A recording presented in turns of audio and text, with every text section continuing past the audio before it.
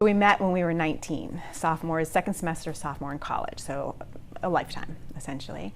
And I would say the things that I love to talk about Jeff about is his sense of adventure. We traveled a ton as a couple and as a family. He was always up for the next thing, and when we were looking forward to the empty nester travel even more.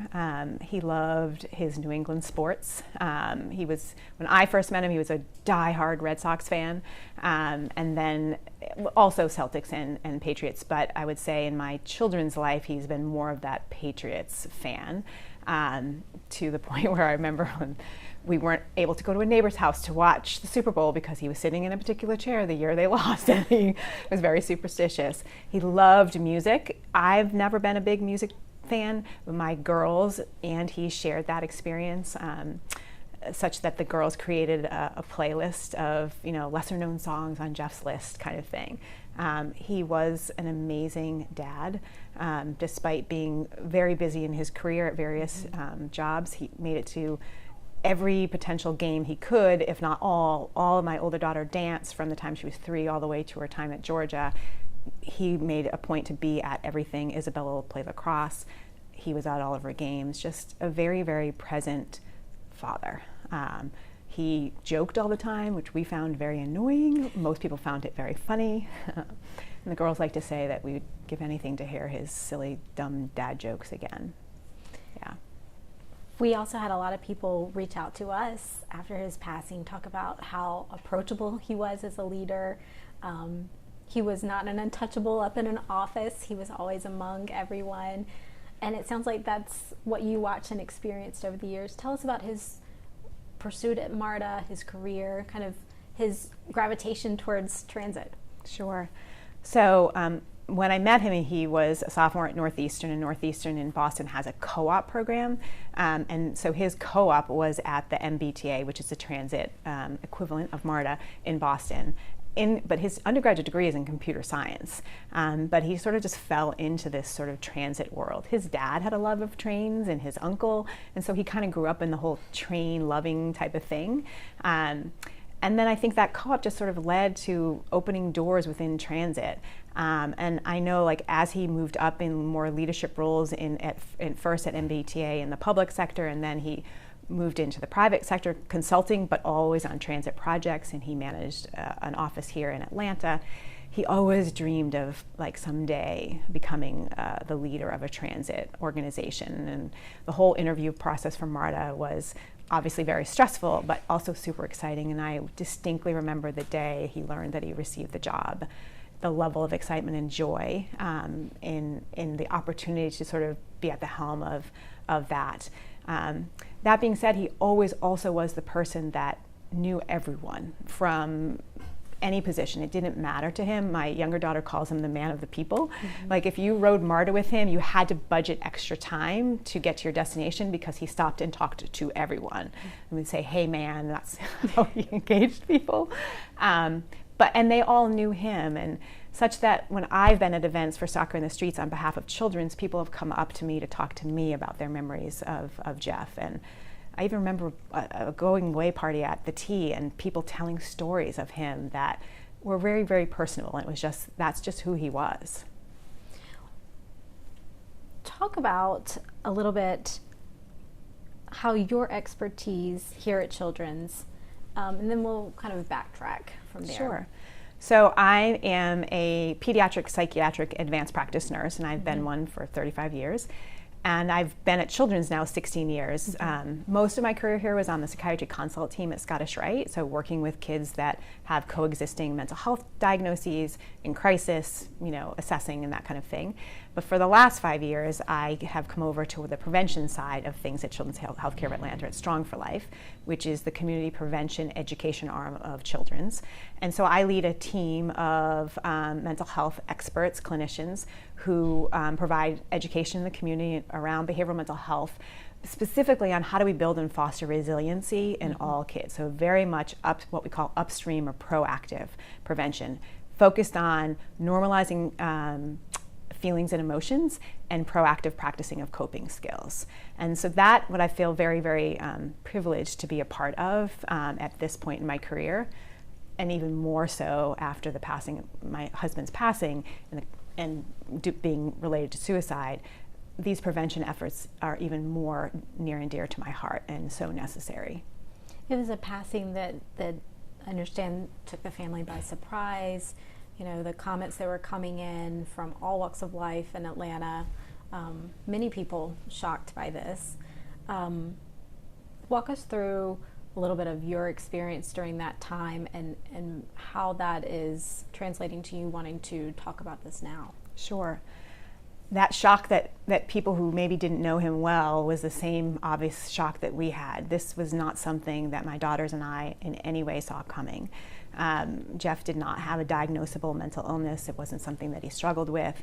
So when this occurred, we were devastated and shocked.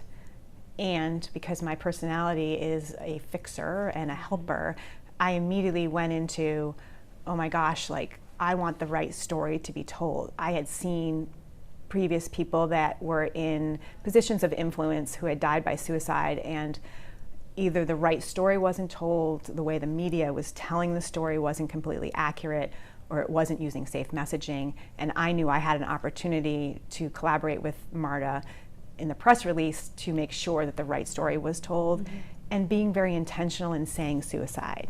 When someone dies of cancer or a heart attack, we don't hesitate to say that that is how someone died. But when someone dies related to a mental health concern or suicide, we don't talk about it. And it's because of shame. And as a result of that shame, it is that same shame that prevents people from accessing help. And I'm going to guess that that was what's going on, and my husband was clearly struggling with something. And as a result of that shame that we put on people, that we put on men in particular, and specifically people in general in powerful positions, that they can't express feelings that aren't positive and joyful and such, because they're seen as a weakness. So that shame gets in the way of helping, but that shame also gets in the way of those left behind in grieving appropriately, and being able to sort of say, hey, I'm really struggling and I need help too. And so I wanted to be intentional in calling it what it was and use my voice in that way. Did it take, and I imagine it took a certain number of months to get to this point. Obviously, September is a month of awareness. What led you to that point where you were like, now I'm ready to, sit in front of a camera and talk about it in this way? Sure. So I've always been very active in the suicide prevention space. It's actually an area of expertise of mine for more than a decade. So I've lectured on this, I've spoke on this before. So last September, I approached September like I always did and spoke about it, but behind the doors, it was very hard for me. And so I realized, like, ooh, I'm not ready. I did some other speaking things in October, and those things really played a toll on me on a variety of levels. As you might imagine, you are left with thinking like, well, how did you not know what was going on? You're an expert in this, and all of those things. But as I got through the first 1-year anniversary, which I think for me, and I can only speak for myself, that was a turning point for me of sort of seeing this new year. And I've drawn upon my resiliency, and I've learned so much about myself in the now almost 19, 20 months of the journey, that I made the intentional decision of reaching out to my daughters to say, hey, we have this opportunity with our Raising Resilience campaign to share our family story of resiliency, and would you be willing to participate in that? And they were, and Izzy flew back from Cambridge to here in April, and we filmed it, and we worked all summer with editing it, knowing that it would be released in September. And I am so grateful for the opportunity because, one, I think the video came out beautiful, and it is allowing a platform for me to be able to talk to people during a time that is about bringing awareness, but I'm also going to be really intentional that it doesn't stop in September, that we have to continue to talk about this. And I think what I've learned in my sharing of the story through emails and texts and messages on our intranet is that people have a similar experience in their lives. And now this is allowing opportunity for them to talk about it, maybe in a way they hadn't before. So that's incredibly important and powerful for me. This idea of the silent suffering, the not knowing maybe someone is struggling, and also your expertise, is there a way, if maybe you suspect an individual in your life is suffering in that way, what would be the next steps?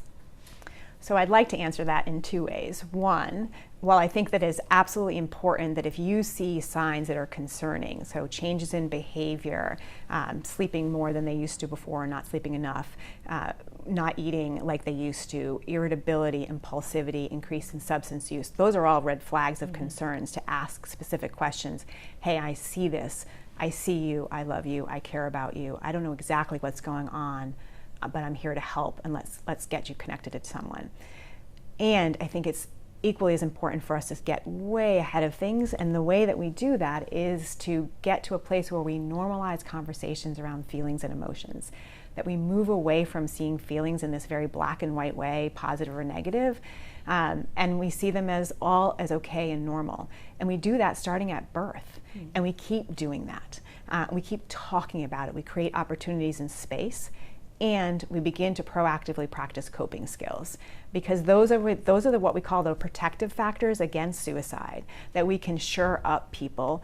It isn't necessarily going to prevent them from having thoughts per se if they're struggling, because we're all going to struggle, but it will give them those skills to be able to activate and seek out for help. So I think it's a two-pronged answer, that this is what you can do in the crisis, is let them know that you're there. You don't have to have all the answers, and begin to normalize conversations around feelings and emotions, and proactive practice coping skills. Can you also talk a little bit more about reducing the stigma? You addressed this earlier, but just recap for us about why that is so critical. I mean, we've made a lot of strides in Georgia, mental health parity, and it's more of a conversation now than ever, but as you said, the stigma is still there. There are people like Jeff that are struggling and not talking about it. There are people around us every day that are struggling.